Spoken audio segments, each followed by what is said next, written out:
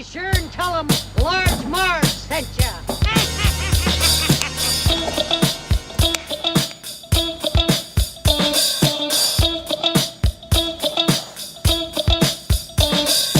In the 90s, we were just teeny tykes. We liked our movies and our bikes. We wanted to be DJs, but we were just teeny gals. So we went off to college and we remained best pals. 20 years later, we're still watching flicks and we're bringing you the favorite bit by bit. Sweetie and Sweetie are here to say it's the Large Marge Santos podcast. Hey, hey.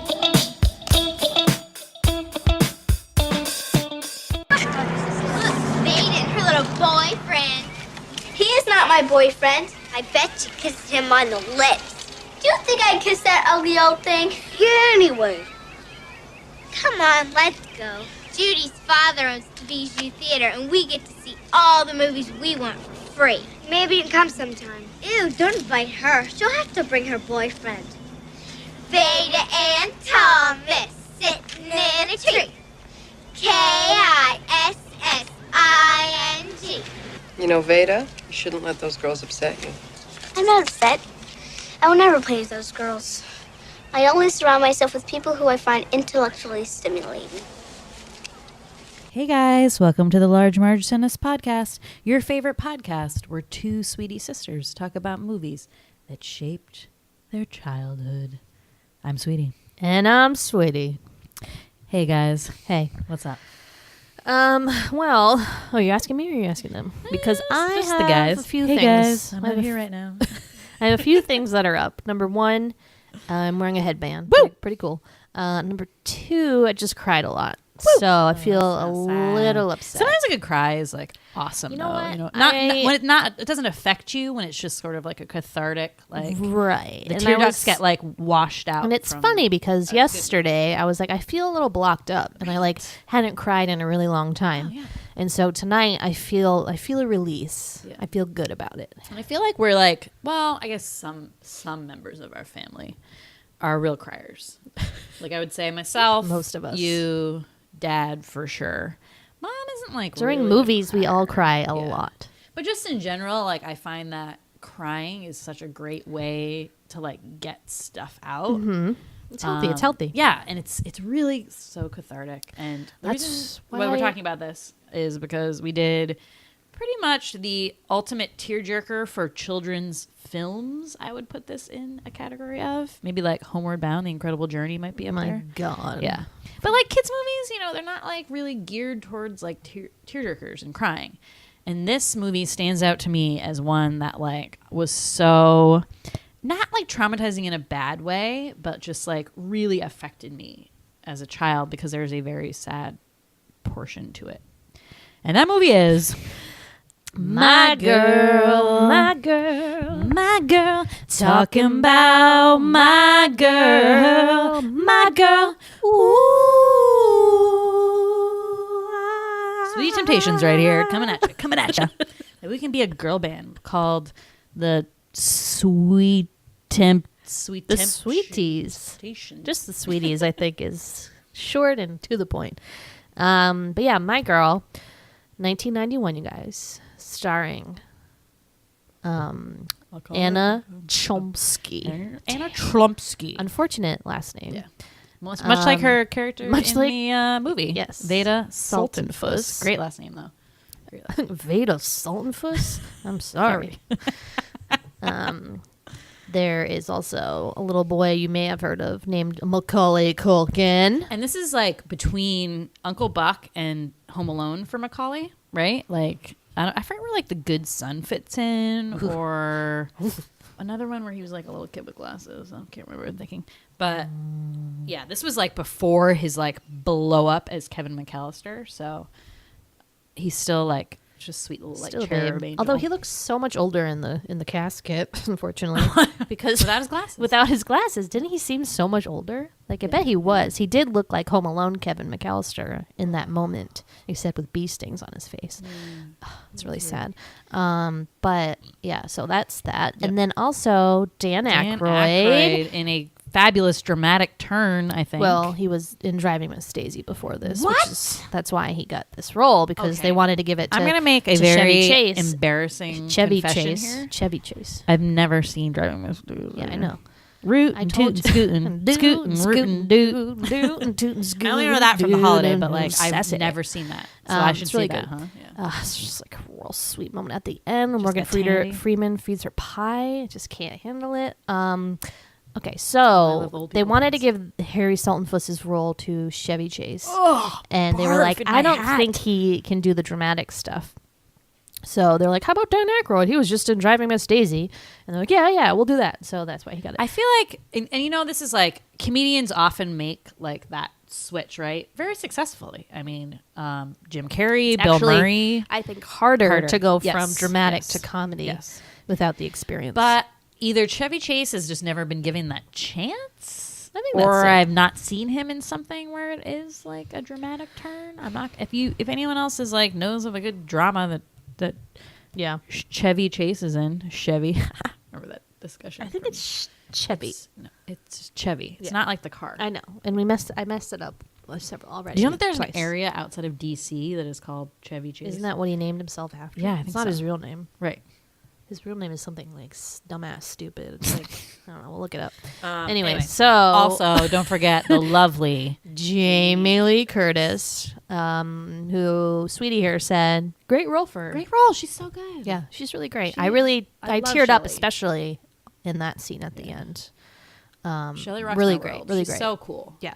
And it's like, well, I'll talk about this later, but like, she is exactly who you want to be your stepmother. So like, what the fuck are you doing? But that's a whole different story. Yeah. And that's like pretty much it for That's like biggies. And then our favorite, Oh, God. John. Wait, John? I just call him Henry. the Mr. Boogity Dad. Mr. Mazur? Something. Richard Mazur. Every podcast of a movie that he's been in, and we have that same exact conversation. Could be Mazur. Harry? It could be Mazur, but I think it's Mazur. Anyways, yes, he plays Uncle Phil. Great. Another small but great role. Has a bigger role in My Girl 2, which we'll talk about.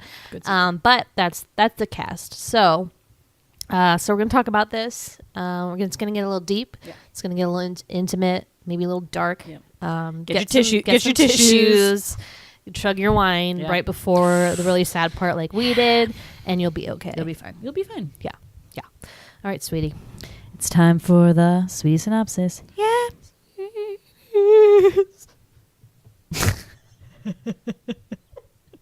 I was thinking, racking my brain of like my little thing to do, and I was like, His glasses. Rub-a-dub-dub. Let's eat that grub. Yay, God. Good one. Vada Sultenfuss is an 11-year-old tomboy, rambunctious. You call her a tomboy? Rambunctious, yeah. Interesting. Is that like what she calls herself, or you're In just the making like movie synopsis, I think they titled her as that. I mean, she that claim? is. Why?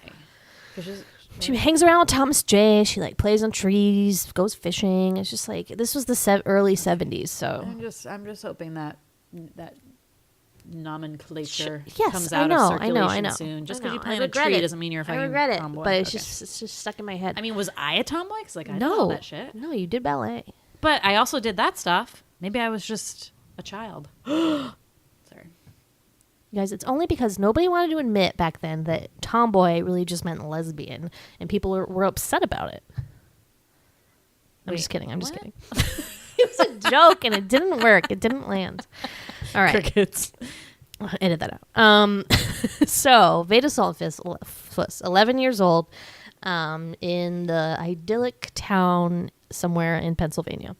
The movie really just follows her summer, so like 3 months, say, hanging around with her BFF Thomas J, played by Macaulay Culkin.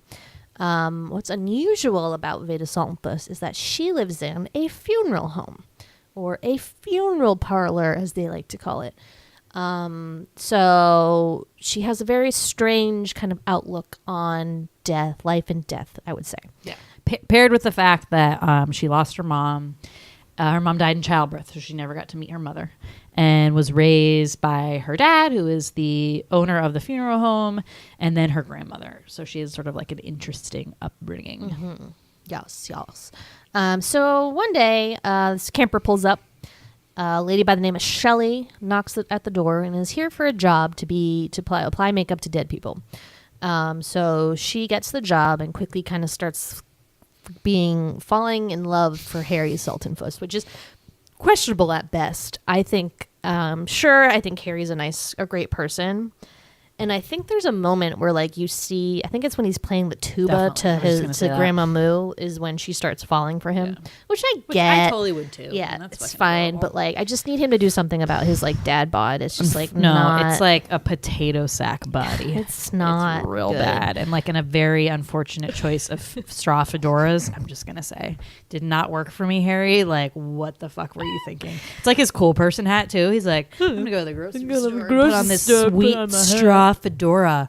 Like, look at me in the carnival with my like hot lady and my sweet straw fedora. I don't know if that was what he was thinking. I think he was just like, my head's a little hot, I'm gonna put on this hat. I don't know. I think we're whatever. One of the carnies had the same fedora on, so like you. Oh, I thought it was him. I thought it was Dan Aykroyd. I was like, potato what? sack body, ugly fedora, ding ding, check. Anyways, so. At first, Vada really comes to like Shelley, and her and Thomas J think she's pretty cool. You know, she's like a cool, like pseudo hippie lady. Yeah. And even though Shelley is like momming her, basically, as you're just gonna do if you're like you have a little kid and like you're the older person, Vada doesn't like see her like that. She's not like, oh, a new mom, like a mom figure, really. You know, she's like a friend. At first. Why she like gets upset. Yeah. No, I think there's other reasons too, but we'll talk about it. So also in between all of this, it's summer. Vada also has a burning crush on her teacher, Mr. Bovic. No, didn't I ask you that? It was not that. It was something with a B, but it wasn't like. I just like pulled that out of my ass. Bovic. Oh my god. Okay. Anyways, things like Bixton or something. That's like, it. No, that's why I was like Bixby. I don't know. So Bovic. It's like a disease. So she decides to take a creative writing class in the summer with this teacher so she can like keep seeing him. Sounds like some kind of harebrained scheme I would cook up right now currently or when I was 11 also. So I totally get where she's coming from. So that's kind of the main topics on the table for this summer. Yeah. Unfortunately, once Shelley and her dad start getting closer, Vada starts getting upset and she starts acting out and doing the typical like kid thing you do when like you get angry that your parent's dating someone else or whatever. So there's that tension. What else is happening? It's mostly just summer shenanigans. Yeah. Unfortunately, and then we're kind of skipping ahead here, but like these are all, I would say, small moments. Okay, wait. I'm just looking at the monetary change because remember she wants to take that creative writing class from her teacher, and she's like, "Dad, can I have $35?" And he's like, "That's an awful lot of money for a little girl." And then she can't get it, so she ends up stealing it from Shelley's cookie jar, which is like really sad. But in 1971, $35 was equal to $212. Shit. That is a lot. So now at first I was like, fuck Dan Aykroyd, like give your daughter the fucking money for writing classes. Okay, that I would never give my daughter $200 for writing classes. Well, more importantly, why is that class $200? That's crazy. That's dumb. Should be free. Education should be free. Wow. And like all those hippies afforded $200. Yeah, what? I guess it's like a college They probably class. sold drugs. No, it was just an adult ed class. I don't think it was a college class. Anyways. Did they do the research of how much $35 was in 1971? I feel like.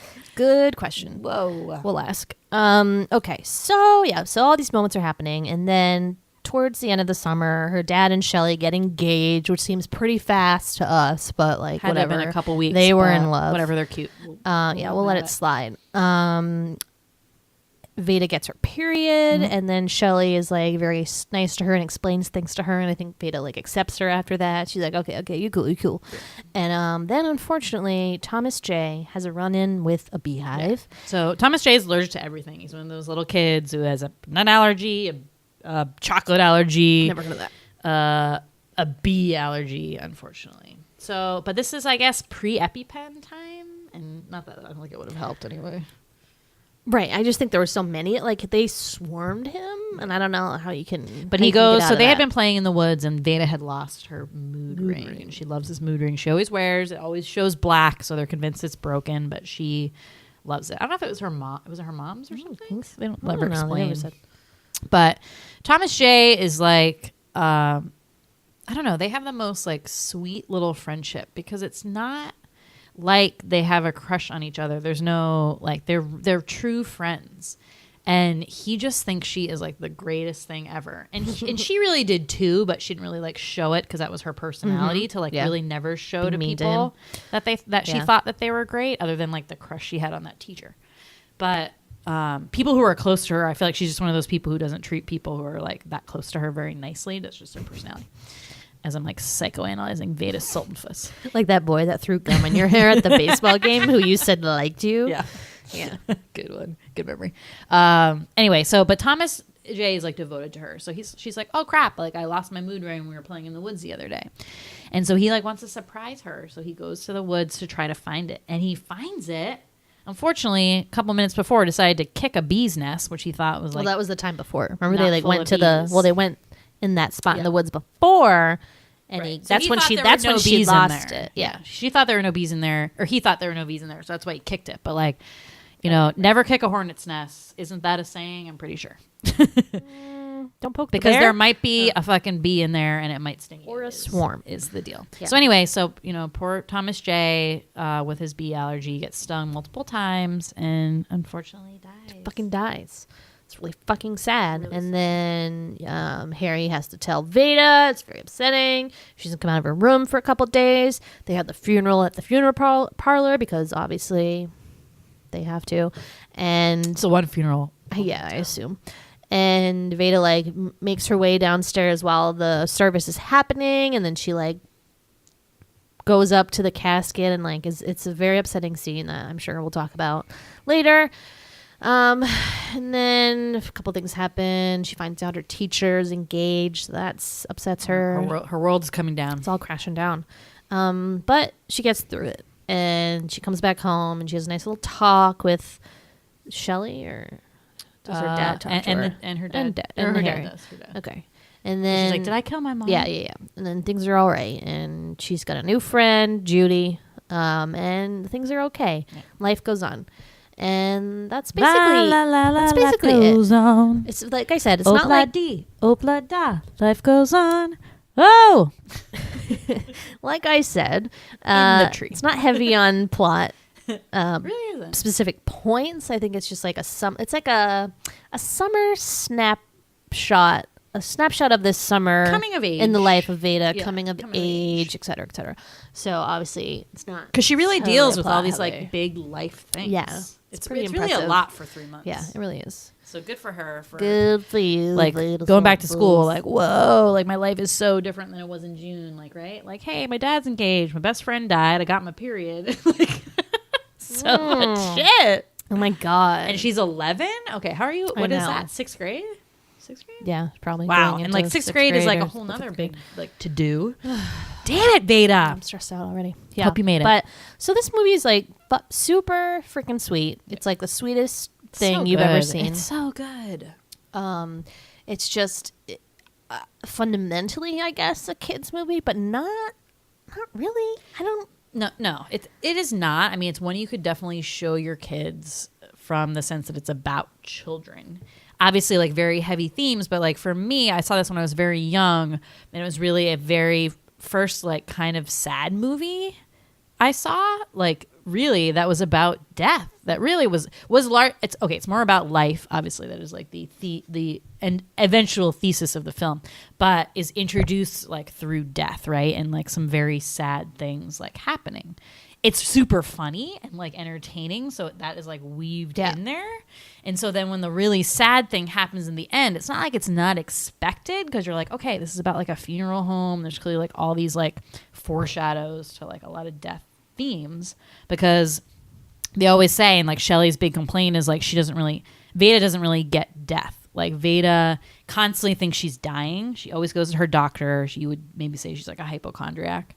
Like a weird, like she likes to read the cause of death on the people that come into the funeral home, and then goes to the doctor with that as her like complaint. So she reads one that's like prostate cancer. So she's like, I have prostate cancer, and that's kind of just what she does. And the doctor, bless him, even though I'm not sure it's wise to like feed into that repeatedly, but he sees her every time and is like, you're fine. Yeah. So good job on him. But it's that irony that like even though she lives in a funeral home, like she doesn't really get death, and like her mom dying before she was or when she was born, and like her dad never talks to her about that. And her dad is also like very much into his job and like constantly supporting people who are in grief and stuff like that. And at the same time ignores the living is what ends up kind of happening. Yeah. So Vada is very, very patient, and that's all she's ever known, but is kind of growing up very much ignored by her dad. And it's not till Shelley comes along. And also because I think her grandmother. Right. So what I took away on this viewing that I never really noticed before was that Vada's kind of like uprising this summer, this change, just like her being a little nutty, all has to do with the fact that her grandmother, who basically raised her, is now going through dementia. So is dying. Or something. Is dying.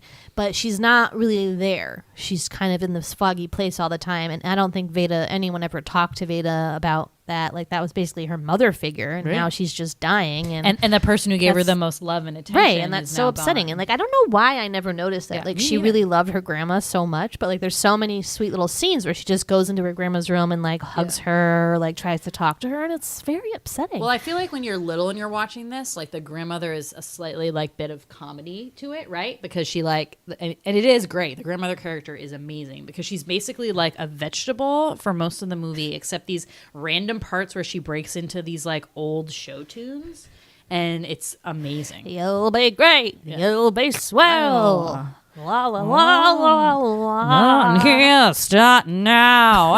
Everything's coming up roses. And she like sings in that like old kind of like way of singing. Yeah, it's good. It's really funny. So it is really funny, but just like you were just saying, like it's also like once you're an adult, and I think now as we're getting older and our parents are getting older, and like maybe this is why, that people like, you know, they get older and like, you know, the dementia happens and Alzheimer's, and you have these and people just become sort of shadows of themselves. And I don't know how 11-year-old would deal with that if, like you said, like that was like her mother figure and no one is telling you what's happening. Like all of a sudden your grandmother is just like total like vegetable. Yeah. Sad. So and I think like I had never paid attention to that scene where Dan Aykroyd is playing the tuba to her and then explains to Shelley about like what happened and why the grandmother moved in, and like how that's when he noticed, you know, recently Vada has kind of had these weird mood swing once the grandmother had kind of had a downturn. So I know, I don't know why we never paid attention to that, but it makes so much sense now. But yeah, so she's obviously dealing with that. So this whole idea of when Shelley comes to town, it is a strange turn that Vada goes through, where at first she really likes her a lot, she's her friend. The minute she realizes that her dad and Shelley are dating, she does like a 180 and is just like vicious to Shelley. But I don't get it, because it's not like her and her dad had this great relationship, so it's not like I'm feeling replaced, and she has always wanted a mom. Well, remember there's that scene when her and Thomas J are on the willow tree or whatever, and she says, I only want him to love me. And because I think that like I just don't think about her father or the teacher. Her father. Like I just don't think she was getting any love from her father. He was very invested in her job. Like she just wasn't getting enough from him. So it was unfair to her that he was loving this other person who he just met, and he's known her whole life, obviously. And she just didn't feel that kind of love from him. So I think that's probably where the animosity came from. And it makes sense now as an older person looking back. But it is strange because it's not like she had a mom that she remembers and is upset that that mom's being replaced. Yeah. It's usually either like, okay, like this person is replacing me in the relationship with my dad, or I don't want this woman to replace my mom. But I thought she always like, because remember there's that scene where she's like watching Thomas J's mom like rub the milk mustache off of him. And she's kind of, you can just see like that wistful look in her eye being like, to like have a mom. Yeah. And Shelley is always so great to her. Like Shelley is a great character, right? Because she's like, is just really cool. And really knows when to kind of like step it back when she needs to, and like really deliver things, and really like almost like teaches Dan Aykroyd how to like be a better dad, even though Shelley isn't like a mom and doesn't know. She's just like a very like woke, I hate using that term all the time, but a very like woke person, and just like is like just obviously an outsider too, but she's just really cool. I love Shelley. Well, I want to be Shelley.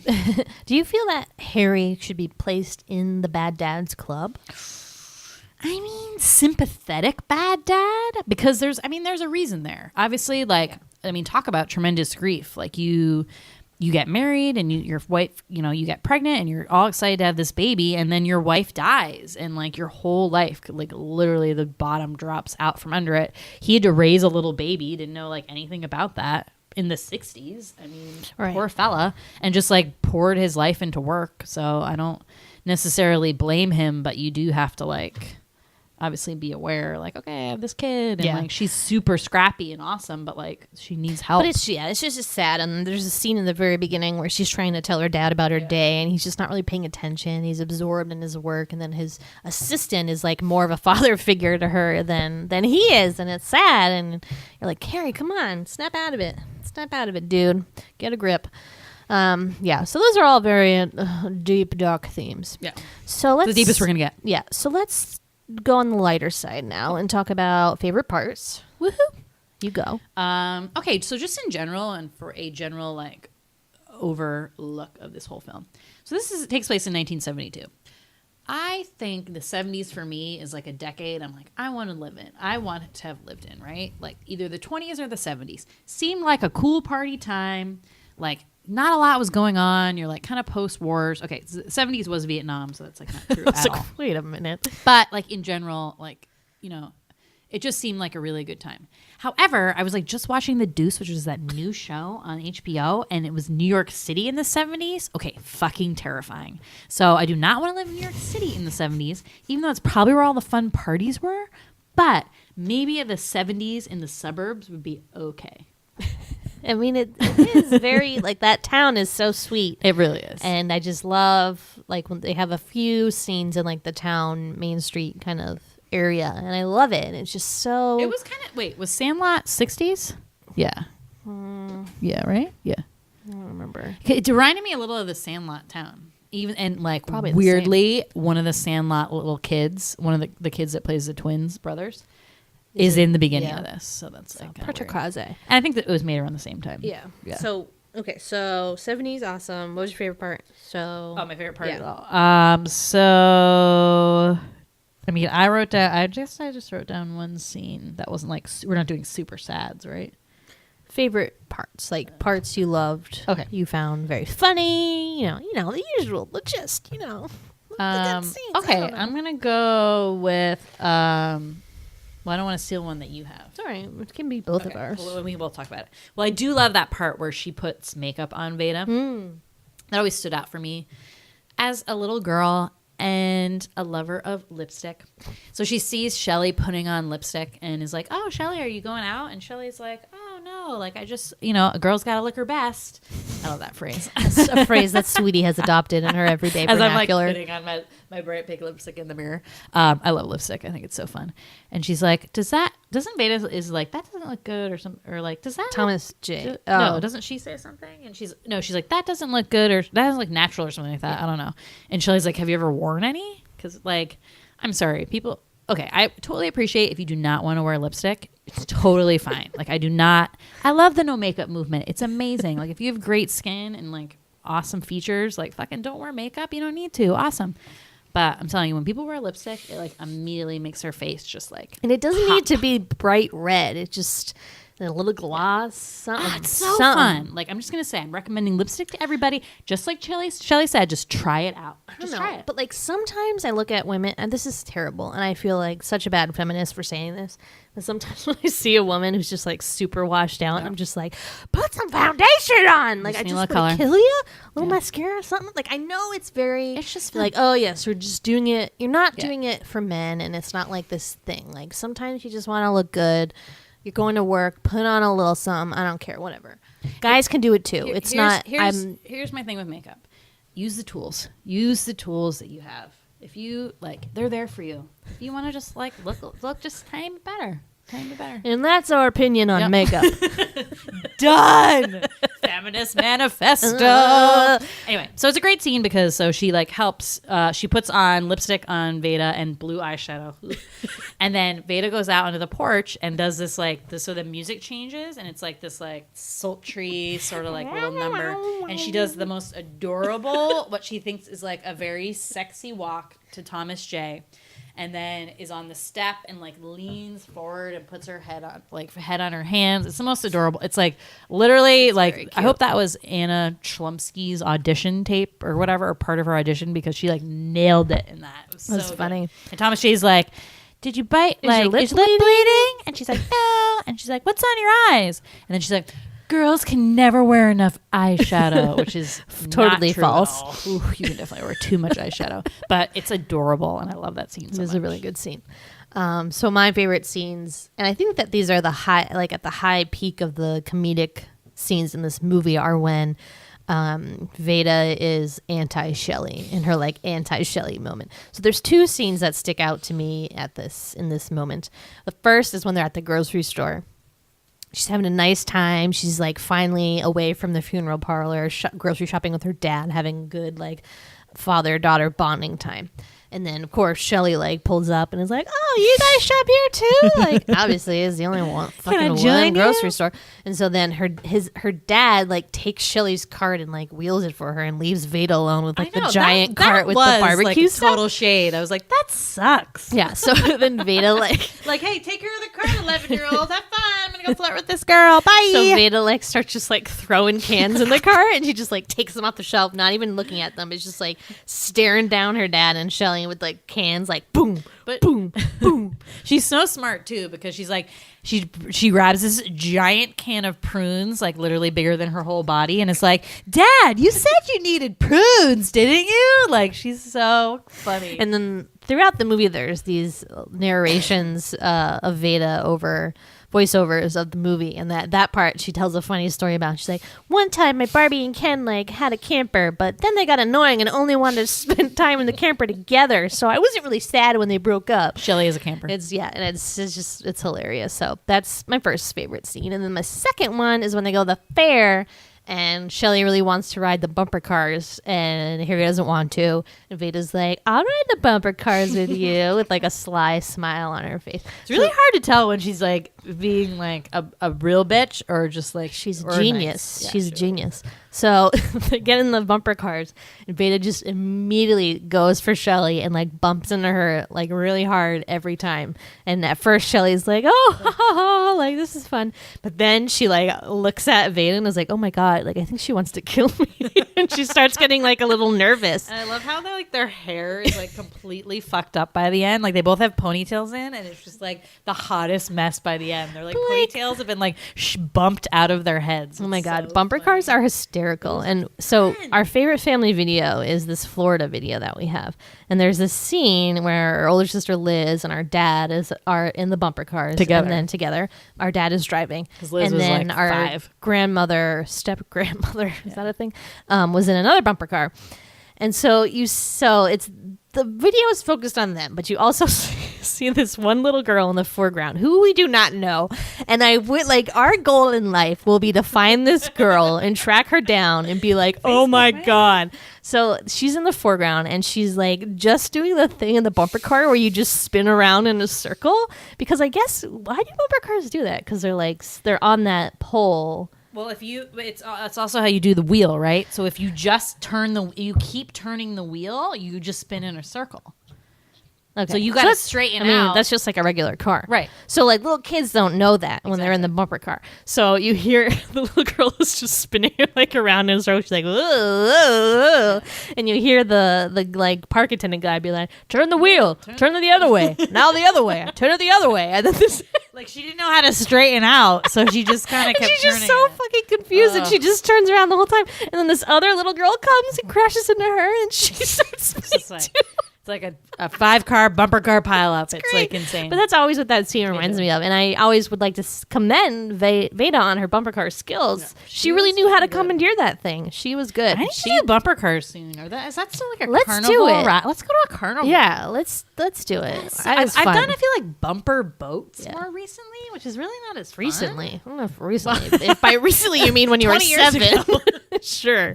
But yeah, we should seek that out. That'd be really fun. That'd be really fun. I was too afraid of it when I was little because I was like, ooh, cars, I don't know. Afraid of everything. Oh my God, I was. So another quick story, another good scene that isn't my favorite, but is also a good scene is when they played Harry and Shelley played bingo at the church.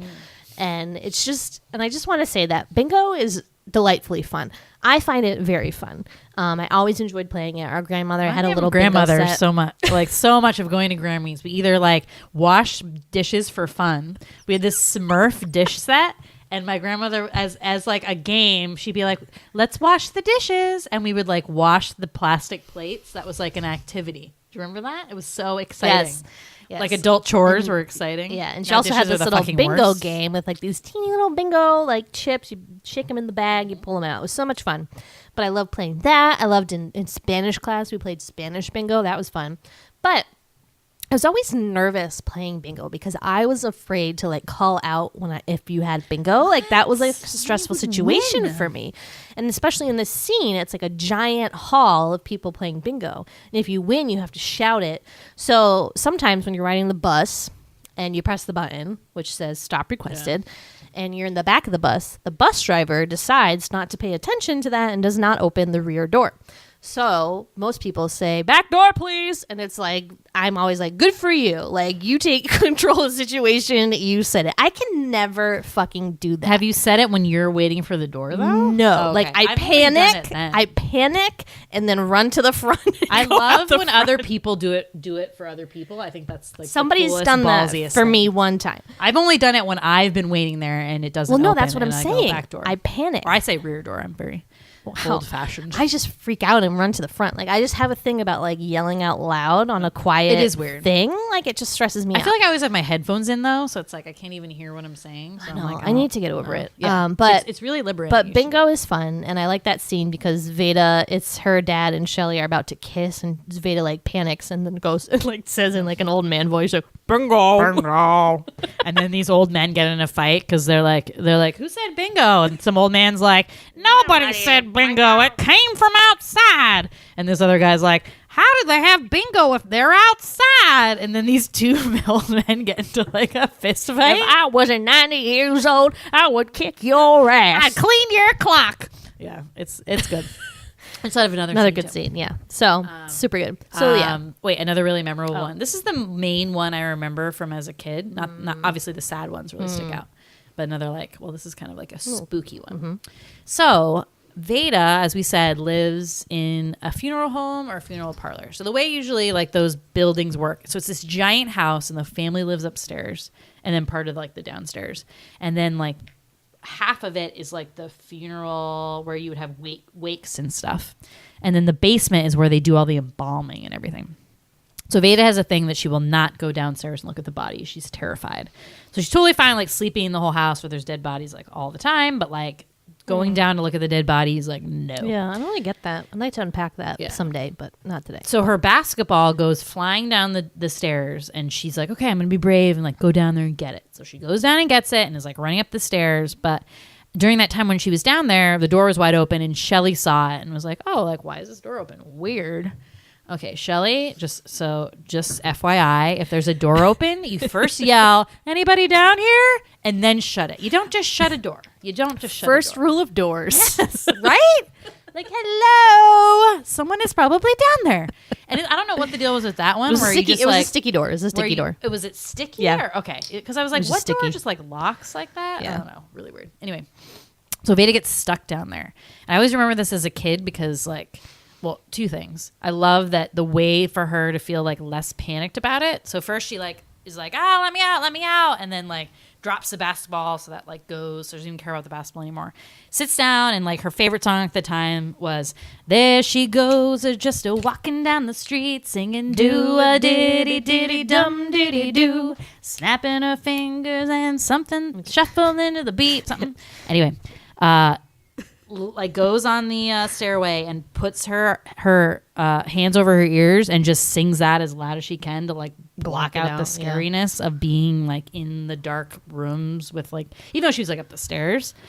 And that always stuck out of me as a kid, just because I felt like that was so clever to be like, I'm gonna sing this like awesome song to like just shield that like the thoughts away, but also like what it would be like to live in a funeral home. So anytime I was in a funeral home, which when I was a kid was only like 2 of our grandparents died. 3 times. Great grandmother. Great grandmother and our grandfather, first one. and 2 grandfathers.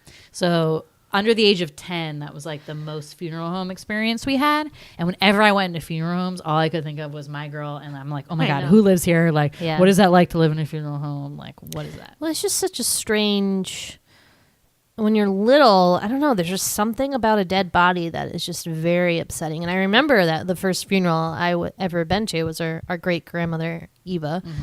And I remember everything about that funeral parlor. Like, I remember the way it smelled. And I think it must have been like an embalming fluid smell. Because I've never smelled anything like that. Being Catholic, all of our funerals that we've been to have been open casket wakes. So I remember, like, your parents, like, make you kneel next to the fucking casket. And, like, you don't know any prayers, but they're like, say a prayer. And you're like, what?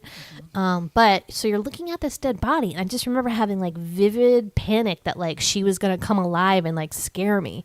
I remember people touching the body, and that was the craziest thing to us. And that was very creepy. Yeah. And so, and I was like, ugh. Yeah. And so I think it goes like when Vada's freaking out and she like puts her hands over her ears, and then Shelly opens the door and she touches her, and then Vada like freaks out and screams, because I think that part of her still has that fear of like the people aren't really dead, like they're still alive, because she tells this story in the beginning to the little boys who pay money to see a dead body, that like she shows them an empty casket and is like, I was afraid of this, and then she uses her grandmother to pretend that her grandma was in that casket dead and is now walking around dead.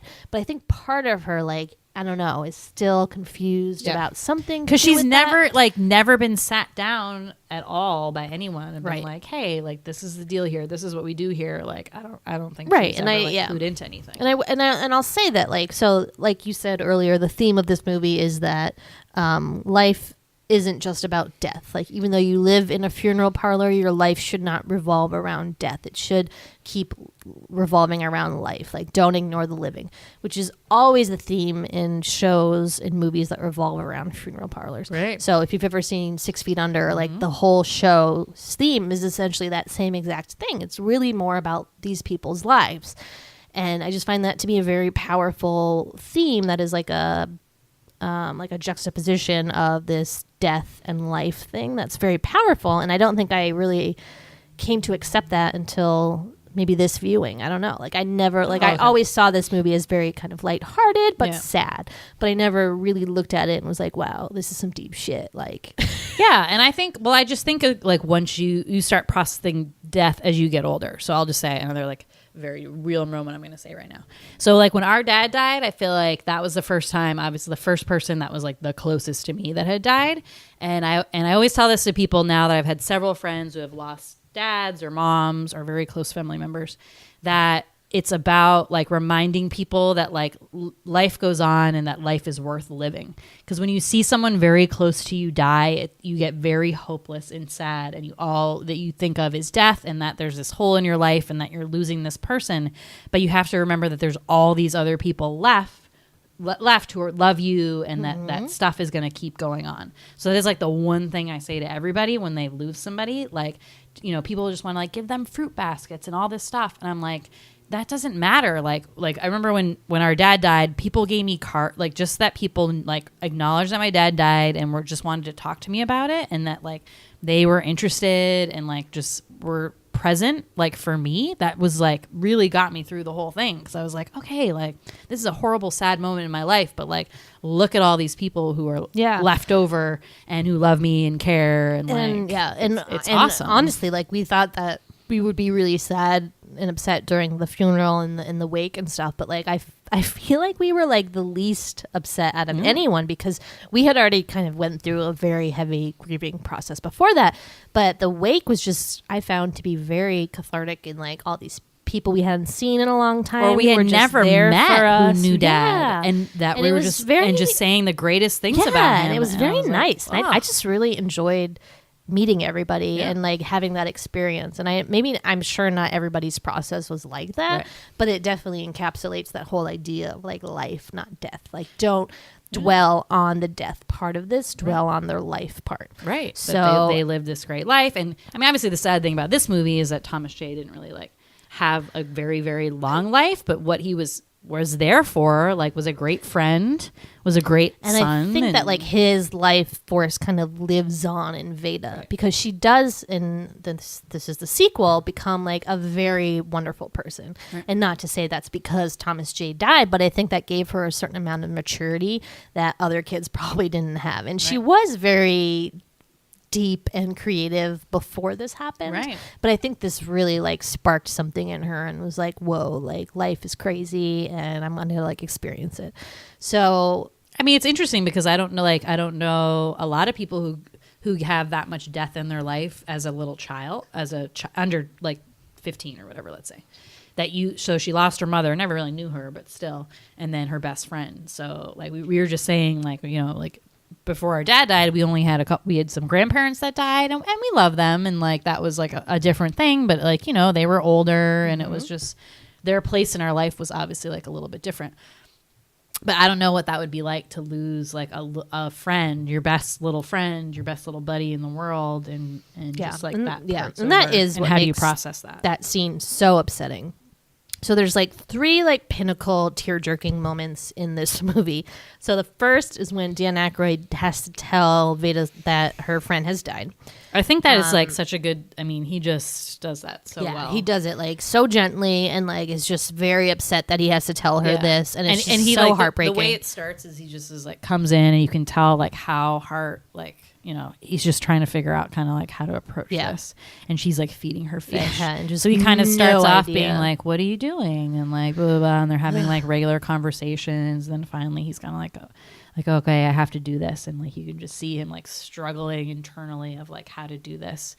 And, you know, she doesn't really get it at first because he's like, so Thomas J got like stung by bees. And she's like, I told him not to go back to that hornet's nest. And is like, should I go and yell at him later?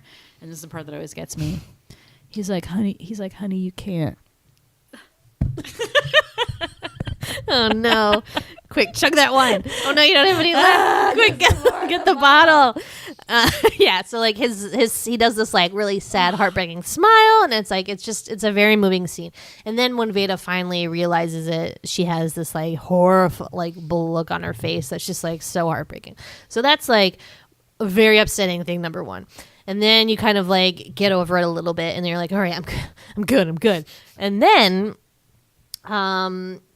Vada's like in her room upset for like 2 days, and then Shelley like closes the door in Harry's office and is like, Harry, like I'm worried about Vada. And then like she's got tears in her eyes, and this is like Jamie Lee Curtis's shining like Oscar moment, I would say. Yeah. She's just like, it's just like you, and this is when she says that pivotal line that's like, life isn't just death, Harry, like don't ignore the living.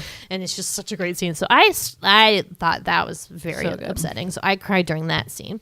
And then like something else happens and you're like, okay, I got this. And then the fucking wake happens. And at first Vada's in her room and she doesn't want to come down. And then she like slowly she like takes a step on the very top seat on the top step, comes down to like the middle step. And it's just like a perfect, like the director, good work on this. And like recognizing that children don't have instincts to like improv like they're blocking on their own, which is like their movements on the set. I'm sure that was a very conscious decision to be like, come down slowly, like she's not sure if she wants to be part of this yet, but she like slowly makes her way, just like really spot on approximation of like what would actually happen in a scene like this. And then like the worst part in the whole movie is when Vada like makes her way down and like sees Thomas J in the coffin and like starts just like going like freaking out and being like, where are his glasses? Like, you can't see without his glasses. He wanted to be an acrobat. I can't. And then his parents are like losing it. It's because that's parts that gets me. So it's like on Vada, like kind of freaking out, and because it's really short, it's only like, I don't know, 30 seconds maybe, and then they pan to the mom who was like sobbing hysterically, and she's like so cute. His parents were like adorable. So cute. They were just like this They little. were like the epitome of Thomas J. Yeah, They were like this little dorky couple. They had the one little son, and they were just like very happy, content, and just whatever. We were so upset. We each had to like pet the cat several times tonight, but it's just that those movies where you just need to cry. And like I hate one of my least favorite feelings is like when you're holding yourself back, like when you don't want it. And I've learned to accept this now. Okay, you go, and then I'll say. I think But we're gonna say the same thing. yes, I've learned to accept this now, but for the longest time, I would always hold that in. And it's very painful, and you feel it like in your throat and also in your face. Okay, so I get a tingly. So my movie cry is like a weird tingly, like feeling in my nose. In your nose. Yeah, so I get almost like a very now I don't even uncomfortable, remember. like feeling in my nose, and then all of a sudden it kind of like creeps up to my eyes, and then like my eyes will start getting like super watery. I just get very like agitated. Like I get Like, like you just start fidgety. touching your Yes, face. you start touching your face, and you're like, 'Cause it's all, like, happening. my cheek is itchy. Like I wonder what that's about. But it's just all like distraction tactics. And now that we're older, we've just like accepted the fact that like we're just gonna fucking cry. Like when we saw Up, I was like, I'm just fucking gonna cry, and we just bawled. Like it's. What's the one in we like can never remember the character's name, but in Inside Out. Bebo? Yeah. No. God, it's the best. Look at that. Okay. So when we saw Inside Out, obviously now, like I feel like ever since Up happened, people are like on the look. They're like waiting for the tear joke moment. So you see Up, and I'm pretty sure Toy Story 3 was after Up, right? Because that was also a very tear-jerking moment. No, it was before because we saw it we lived in Brookline. We saw both of those in Brookline. I remember. No, we saw Inside an Assembly. Yeah. No, Inside Out. I'm talking about Up. Oh, Up was the first, the first Pixar movie where Bing you were bong. like, It's all Bing bets are bong. off. Okay. So we saw that. We saw Toy Story 3. We like bawled our eyes out. So then, of course, we go see Inside Out. And we're like, all right, I know that, I mean, this is a movie about fucking emotions. There's a fucking emotion called sadness. We're obviously going to cry at some point. So everybody's in the theater and then we're all laughing, whatever. And then that scene where Joy and Bing Bong, the imaginary friend, are like, need to get out of the pit of despair or whatever, wherever they are. And they're in that wagon. And they're like, if we believe like in happiness, we'll like get out. And then they can't both go because it's too heavy. And then Bing Bong at the last second, like pretends that he can get out too, but then like falls out of the wagon and then like drifts away. And Joy's like, Bing Bong. And then he's like, bye, Joy. Like, good luck. And then starts disappearing. And it's because the little girl, and the little girl, like, that means that she's forgetting her invisible friend. And one's like, that's upsetting. And then so like everyone in the theater, and I will just say that this was at like 8:00 at night, so it was all adults. And the theater is so fucking quiet. It's just like you could hear a pin drop, and all of a sudden you hear a guy in the front row go, Bing Bong. It was like literally the best movie experience of my life. I will never forget that in a million years. It was so good. Just like Sweetie said, it was all adults. Like we were all just in there, like so silent, and like we were all like sobbing. Everyone is sobbing, and then that one guy just like basically voiced what the rest of us was thinking. Bing Bong. No. Why, Bing Bong? Why? Oh, it was great. But like, so I mean, I just love a good cry. Yeah. And like movies like this, like, yes, very sad. And this goes hand in hand with this whole theme we were talking about before. But like, yes, it is very sad when someone dies. But the experience of everything and all of the memories and the life or whatever is all worth it. Mm-hmm. Like those movies, yes, it's upsetting and you cry, but you love them anyways, right, because there's just so much so many good things happening. So like, it's just telling you, I love a good cry. Yeah. I'd watch Beaches and the Joy Luck Club like any day. So this is like children's version of Beaches for me. Because Beaches is like a whole nother thing. I mean, like basically same themes, right? So it's like, that one is a little bit more like a tough friendship. That one, that's more like a little bit of a very good women friendship, sort of frenemy kind of thing. We'll do that one at one point because that randomly I watched that as a little kid many times, and like another like total movie. I only just watched it like maybe 5 years ago for the first time. Yeah. And it just really hit me unexpectedly. Can't wait to do my best Bette Midler. I watched it and I was like, that wasn't that sad. And then I went to the bathroom and I was like peeing and I was like, oh my God. And I just started like bawling on the toilet, like peeing. I don't know. It was weird. Really good. Anyways, okay. So back to my notes here because I realized that I skimmed over everything. Tangent. Okay. So a couple things. Let's see. Blood Brothers. Eek. Okay. So, so there's a scene where Vada and Thomas J are fishing, and then Vada like cuts her finger trying to free the fish. She's like, oh, we can be blood brothers. And I just want to say, remember Blood Brothers? Like that was such an exciting, I never did it, but it seemed to be something that people were very into. Yeah. Until people were like, oh wait, AIDS. Yeah, but it's not like a kid you have AIDS. I know, but blood, like mixing blood and like all that stuff is very, I mean, there's still other things you can get like from people's blood. I think that like bloodborne illnesses and stuff like that. Ixnay. So it is very like, ew, and that scene still is like, ooh. And so I read did you read this in the trivia that in the UK version of this, they wanted to put a disclaimer that before this that was like, do not attempt blood brother, like mixing, dangerous. Because this was 1991, so it was like after the peak AIDS epidemic. Yeah. So I understand that. Yes, it is scary, but whatever. Okay, so there's that. I would like to say that there are few worse instruments to play recreationally than the tuba. Not a good choice. And I'm talking about like, hey, you guys want to hear some music? Let me get my violin, and you play like a nice song. Yeah. You're not getting your tuba out and like playing a song on the porch. Tuba's not really one for a solo. It's really more belongs in an orchestra.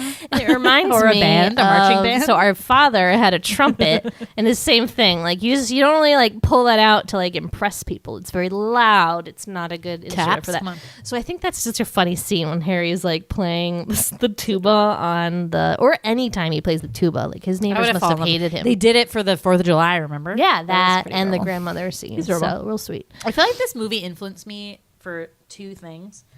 So one, the serious bee sting phobia that I have after this movie. So after this movie, I was convinced like anyone who got stung by a bee was gonna die. Oh my God! Even though I know Thomas J like had that allergy, but it was just like very scary to me that like something like that could cause somebody to die, you know? And like as a kid, you're like, oh my God, like everything is like so extreme. I've been stung by a hornet, okay, but not a bee. What's the difference? Isn't it you wouldn't what do you classify a bee? A bumblebee? So a bumblebee, when they sting you, no, they die when they sting you. So that's like over. But hornets are like even worse because. But what are you classifying as a bee sting? What kind of bee? I don't know. I've never been stung by one. You just said you were stung by a hornet. Well, a hornet is different. You don't classify that as a bee? I don't think so. If you saw that flying around, you'd be like, hornet, not a bee. I don't know, but I will tell you the story. So I was like playing outside in our yard, and we had a really nice lawn for much of our childhood, but at this point we didn't have a lawn yet. Remember, it was just like all this dirt. Mm-hmm. And I remember I had a pink tank top on, and this hornet flew underneath the tank top randomly and stung me in the belly. Isn't that weird? Is this the part of my life where you said, I was throwing a rock at the bee, and you were like, don't throw a rock at the bee, it'll sting you. I was like, doe, I know that. Random memories you have as kids, and there's no like pictures or video of it, so you know it's real.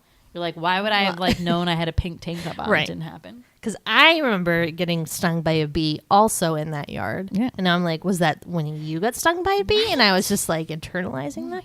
But I thought that was a time that I thought that duh was doe. So I'd be like, don't get stung by the bee. And I'd be like, doe, I know that. You could have started something new. That would have been like, I know, I could have been something. So also there's like one big scene where Vada decides to run away, right? I feel like every kid has that moment. And whether this was influenced like my running away moment, I don't know. But I definitely did pull the I'm like sick of this and I'm running away from home. So I had this like little red suitcase and it was like a hard top suitcase. I fucking loved it. And a little girl like who looked just like me on the front with like a little dog. Do you remember this suitcase? Yes. And I remember this You know, moment. like randomly when you're a kid, I don't even know what I packed in it, but like what do you pack? I think I packed like a couple books. These will be important. A doll, like maybe like one dress or whatever, or one change of clothing. And then was like, I thought like as long as I packed the suitcase and just like stood on the porch and like with the suitcase and was like, I'm running away. And then that people would like freak out and they would be like, no, Emily, don't go. Like, we love you. So that's like as far as I got. Why did and you I feel like run I away? remember like, because I was mad at mom for something. Like mom and dad Carol. like yelling at me. Carol, why would Emily run away? What did you do? Do you think she's still awake? Maybe. I just remember that I was watching TV, I think, when this happened. I like heard you like shouted, and then you were just like standing on the porch with your suitcase. Yeah, I think this was the time. No, I know that was the time. I remember it. Hello? Hi, Mom. Hello? Hi, Mom. Hi. Hey, Mom. Mom, we're doing the podcast tonight. Oh, hello. Hello, guys. So we had a question. Do you remember the moment when little Emmy Dumas, maybe she was 7 years old, I'll say, decided that she was going to run away from home and packed her little red suitcase and then just stood on the porch outside? Remember that little red suitcase I had? That had like Yes. Yeah, it was not so. It was I like, do remember that. It was a little Hard top? hard-sided Do you suitcase, remember? hard top. Do you remember why she so ran cute. away? No, I don't know why you wanted to run away. Do you remember that? Remember that? No. time? I remember we No, were I don't remember anything. I'm sorry you have to call me to ask me questions I don't know. you and I were outside on the or you and I were watching TV or something, and then Emily like stormed outside with her suitcase and then just like sat on the steps. That was her version of running away.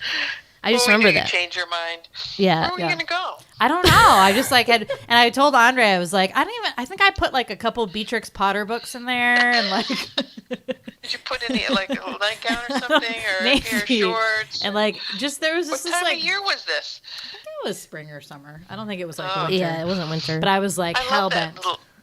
That I think we still have it. suitcase. Oh, I Did love I that save that? suitcase. I remember Liz had like a Care Bear one, and that was like Yeah.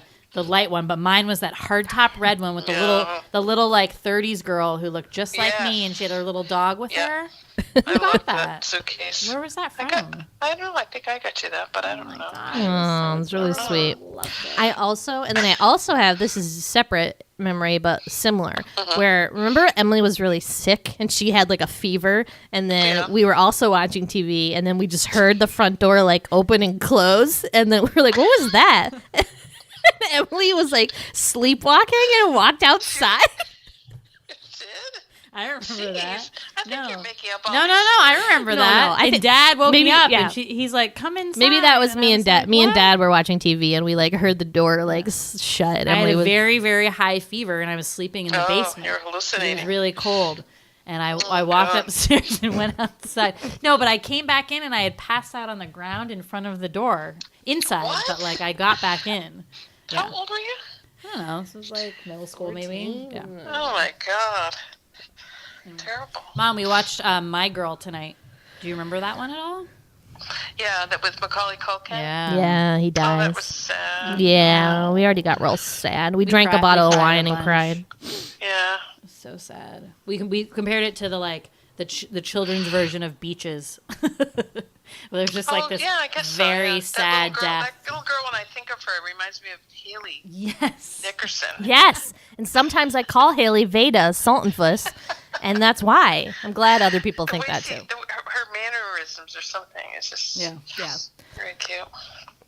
Totally. But yeah, it's a very sweet movie, and we enjoyed it a lot. But we wanted to see if you knew why Emily ran away from home on that fateful night. No, I can't many imagine. years I'm sure ago. it was because I told her she couldn't do something, or she was. I don't know, mad Mom. and I feel she like I was decided- like pretty lax and would be like, "Okay, Mom, sounds good." Like I wasn't super Yeah. stubborn, but like occasionally I would No, get you like never- right. No, you were upset pretty about agreeable. stuff with Andre. I think just Maybe it because was, I you wasn't. just thought it like- would be an adventure. You must maybe something. I'm sorry. like Are you that. saying You're it's a very my fault? creative child. No, You're I saying think- it's my fault you but ran away? I would get in trouble for like little things I did to you, and I think sometimes I would get upset that I like got in trouble. Oh, Maybe. You know, like, I don't know. I was a very good sister, but sometimes I would just be like a little bratty with her. She says the girl that cut my bangs. Exactly. Yes, right. Right? That'll be a story for another time, podcast Yes. listeners. All right, Well, Mom. Well, we're thanks for glad calling. you're still up. We haven't talked to you in a while on the podcast. All right, Okay. bye, Mom. I love you. Bye. Love you. Bye. Love you. Bye. Carol. Sweet Carol. It's been too long. I'm sad she didn't remember. I wish we would know. Damn it, I really want to know. Anyways, but good memory. Good one. Anything else we haven't brought up? What's your first period story? Oh my god, I have such a good one. Okay, so So if you remember, Vada gets her period. she gets her period in this, and she's upset, and she runs, and she's like, "I'm hemorrhaging," and like is very upset. And for once, she's always making up these lies about things that are happening to her, and for once, like, this is something that is happening. But thank God Shelly is in her life at this moment and knows like what is actually happening. What would her dad have said? What would Harry have done in this moment? I don't fucking know. Talk to my black friend. Right? He'll tell you. He'll know. He's your real dad. No. So mine was, so I was very young. I was 11 years old, which is very early for girls to get it. I was in 5th grade. It was the morning of a basketball practice. So actually, and I think that I had actually gotten my period like a day or two before, but this is probably TMI, but when you get your first period, like, it ain't blood, people. It ain't blood. It's like a gross brown thing. Mud. So I thought I pooped my pants, and I was and I was terribly embarrassed. I crumpled up my underwear, like threw it away, and I was like, I am never telling anyone this ever. And just like put it out of sight, out of mind. So then the next morning comes, and it's like basketball practice, and mom's like getting ready in the car, and then I'm like, I'll go to the bathroom before I leave. So I go to the bathroom, and again the shit is all over my underwear, and I'm like, oh my god, I'm fucking dying. Like, I'm shitting my pants and I don't even know it. And so I just start like bawling on the toilet, and mom comes. Oh, we should have kept Carol on the line for this, but mom comes in the bathroom, and she's like, what's wrong? And I'm like, there's something wrong with me, like just like Vada, like convinced that you were dying. You had sisters. I don't know. We had all women in our house. No, but How this did is you the not thing know? that people don't tell you, that it's not blood. Yeah, like, I would have known if it was red, but it was brown. It looked like shit. I didn't know, whatever. And I wasn't expecting it this early. Like, I just wasn't ready for it. And so mom was like, it's okay. So she like puts a pad on me. Wasn't like, oh, you don't have to go to basketball practice today because you got your period. Like, I still had to fucking go and run around with like a giant diaper in my underwear. Fuck that shit. It sucked. Anyway, so that was it. And it was a terrible experience because in elementary school, like, they don't have like receptacles in the stalls. So it was a very upsetting time in my life where I was the only one. I didn't tell anyone except like my very closest friends. And it was just a very like sad time for me because I just felt so alone. Nobody else had this happen to them except me. School. No one else except me. I knew one other girl in my class. One girl had an elementary school. Yeah, mine was like kind of the same. I had like, so I think I got it actually a couple months earlier than I thought I did because of the same thing. It was just like this like brown like gunk, and I was like, "What's that? Like, that's weird. I'm sick. Like, something's up." But then I got my real one, and I was like, again, like kind of freaked out. And for some reason, I didn't go to Liz, even because I don't know, we weren't like that close. I'm upset you didn't go to me, but I don't think you were around. I don't know. Was You must have been just at too busy? ballet, or I don't know. It was early. It was like Saturday morning. So. Oh, okay. So like I finally got mine, which was actually like the kind of bloody one, and I just like, I don't know, it was like very weird to tell my mom, so I just followed her around all day, like literally would not leave her side like a dog. And I remember I like was in the laundry room and she was doing the laundry and she's like, "Why do you keep following me around? Like, what is wrong with you?" And she like literally goes, "Did you get your period or something?" And I go, "Yes," and I burst into tears. Oh my god! Why did we not keep Carol on? Carol, call her back now. Mom, period story. She won't period remember them stories either, go. but like, yeah, she'll be like, I wasn't like that. She had 3 daughters and is not going to remember each individual period story, but they're our own period stories. So like, of course we're gonna. Yeah, we're gonna remember them. But like, it's so interesting because like, okay, so you're talking about a family who was literally all women except her dad. Like our dogs were ladies. And we were still like, we don't know what we're doing. Periods. We're dying. Like, what is the fault of this system? You're just not prepared. No matter how much people tell you. So they show you these fucking videos in elementary school. Like, what are those videos? Do you remember? It's like a girl is upset and like talks to her mom. They're not like, here's what it will look like when you get your first period, because no one's gonna fucking show that. So of course we don't know what's happening because the education was just not there. They're like, here's what you do. Here's what a pad looks like. Okay, cool. And like, that is it. We read, Are You There, God? It's Me, Margaret. I thought I had to wear a fucking belt and a pad. Like, that was my education. No wonder I was confused. That was the other thing. I was like, Mom, like, do I need a belt? Like, I was so confused. Okay, here's part B of my story. So I was a ballet dancer, so I like could not wear a pad. So I had to like immediately jump into tampons and was like completely traumatized to the point I was like in the bathroom for like hours trying to put in a tampon and got ghost white. And came out. I'm like, I told my ballet teacher I was sick, and she's like, "You look so pale," and I had to go home. Oh my God. This is great. I'm sorry for the fellas who listen to this podcast, but this is like super informational for you. Great. Just to know like what women go through just to fucking have babies that maybe they don't even want to have. Just saying. Okay. Here's my tip. Eighth grade, Lisa Dunn was having a pool party. And I like really wanted to go, but I was going to have my period during, and I was so upset. And I was like, I have to go. And Mom and you were like, you have to use a tampon. And you guys were like really coaching me through it.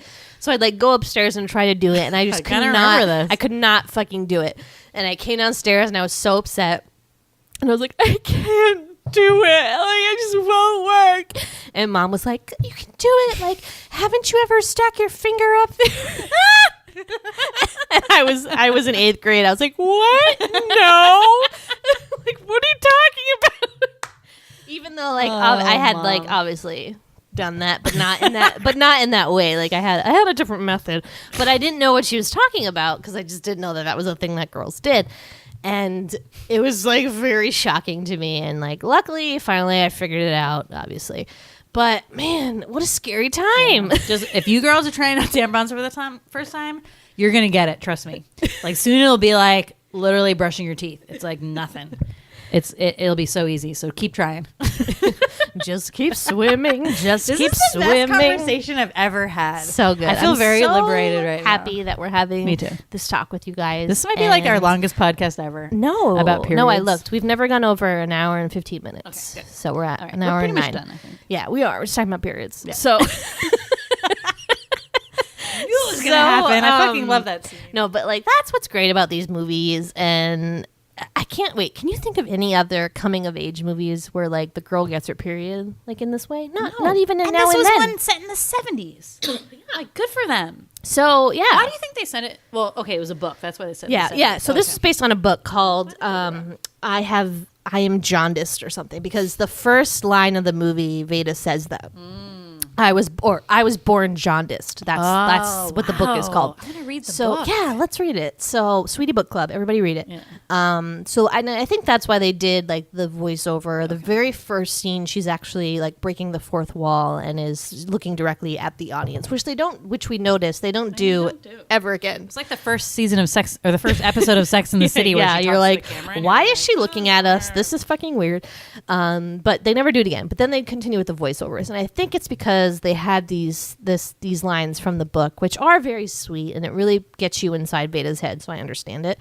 But what were we talking about? Wait, periods, books. Why are we talking about the book? Because why was it set in the 70s? Because the book was written in the 70s? It or must be. In the 70s? Must have been set in the 70s.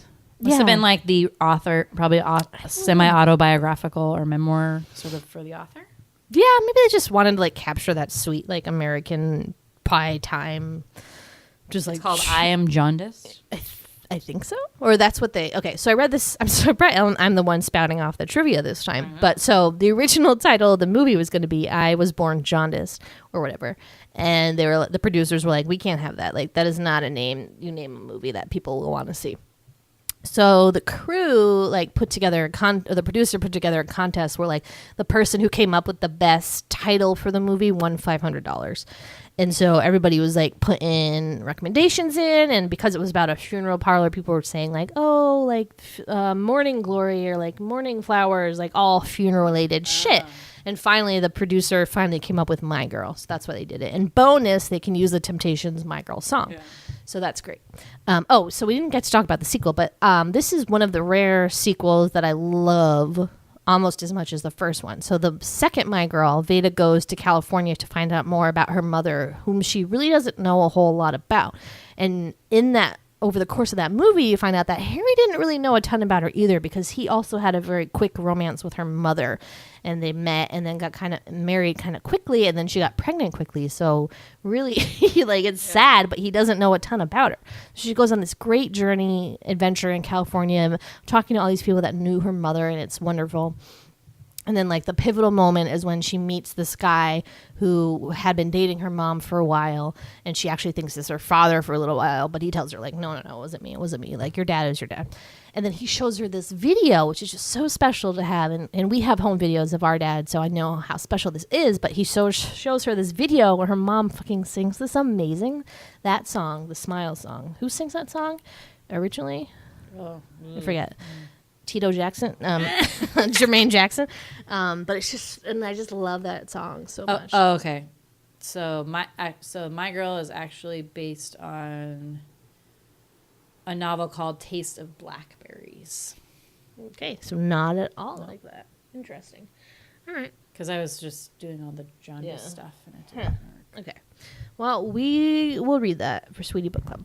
But My Girl 2 is amazing. I love the Smile song at the end. I used to sing that in the shower every chance I got. Such a sweet song, such a sweet movie. So we'll definitely cover it. Anything else that you're furiously Googling over there? Well, I'm just confused, because maybe that's not it either, though. This is a 96 page, and what is this picture on the front? That doesn't have anything to do with it. Okay, I'm getting a lot of screwy information from the internet tonight, and I'm upset about it. Trivia. What it is says in this the trivia? bullshit? Google, what is My Girl based on? The film, where our childhood self fell head over heels helplessly in love with Anna Chomsky, was actually based on a novel called Taste of Blackberries by Doris Buchanan Smith. Okay. Well, we'll look more into that rather than later. slapping the movie poster on the cover of the original book and saying the movie that inspired the hit movie, the novel that inspired the hit movie, they actually had someone rewrite the damn thing to better match the film adaptation. So it is that, but what is that book? And there's no description of it, so I'm interesting. What are the We'll reviews? report back on that later after we read it. Okay, so let's wrap it up. Okay, we gotta wrap it up. Anything else? No, that's it. I love this movie. You should Love watch it it. So immediately. It is so good. good. And if you haven't, so Anna Chomsky, amazing turn as Vada Sultenfuss, and I think and My Girl 2, which we will watch during our sequels month. But she kind of didn't do anything after a while, but she's in Veep, and she is so good in Veep, the show on HBO with Julia Louis-Dreyfus as the president. She's back. and vice president. She's fucking awesome in that. So if you have some Anna Chomsky, I just love saying it like that, Chomsky, withdrawal, I can check out Veep. Yeah, check it out. All right, guys. Thank you for listening. We love you. Follow us on Twitter at The Sweetie Club and on Instagram at Large Marge Sent Us. Thank you for listening. Bye.